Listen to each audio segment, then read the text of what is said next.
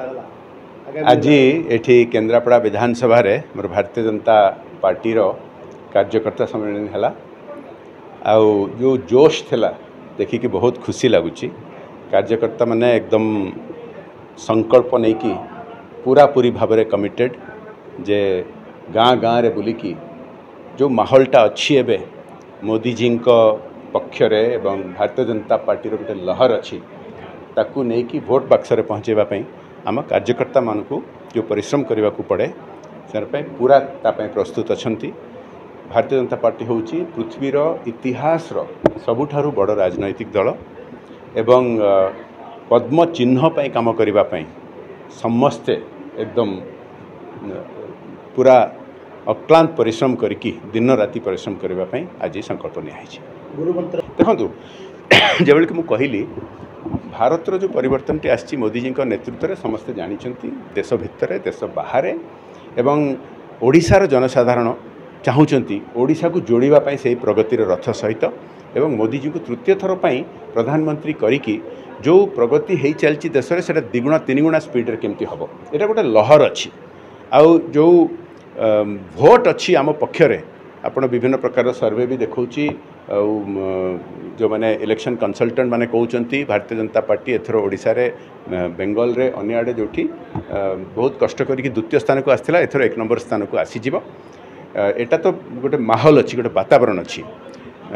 किंतु से जो ग्राउंड लेवल में मोबिलाइजेशन कराया पड़े से कार्यकर्ता मानकर काम तांको कर्तव्य से माने घर घर बुलिकी आ लोक मोबिलाइज करके भोट बाक्सर केमती से भोटा पहुँचो से कम तांकर आज से रणनीति से गुरुमंत्र आ से संकल्प उपरे बैठकटा था।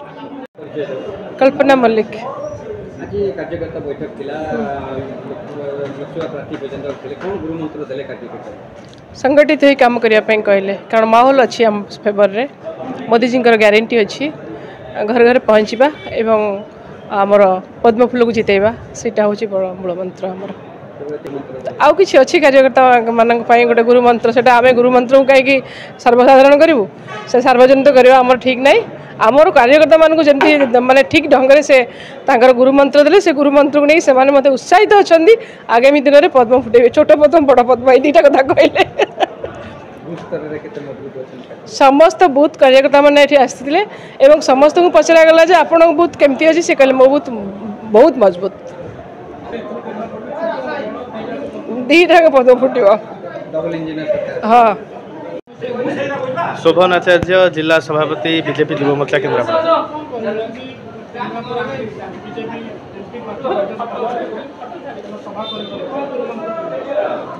देखु केन्द्रापड़ावासी उत्साह रही आज आम सहित राष्ट्रीय उपाध्यक्ष सम्माननीय बैजयंत पंडा आज केन्द्रापड़ा विधानसभा निर्वाचन मंडल समस्त कार्यकर्ता सहित आलोचना करते निर्वाचन बाबद एवं गोटे कथा समस्ते मुहरे कहते समस्त हृदय अच्छी पद्म चिन्ह एवं बैजयंत पंडा तेणु ए बाबद समस्त कार्यकर्ता अवगत अच्छा आगामी दिन में एठी केन्द्रापड़ा विधानसभा निश्चित भाव में भल कर एवं पद्म फूल को जितेब।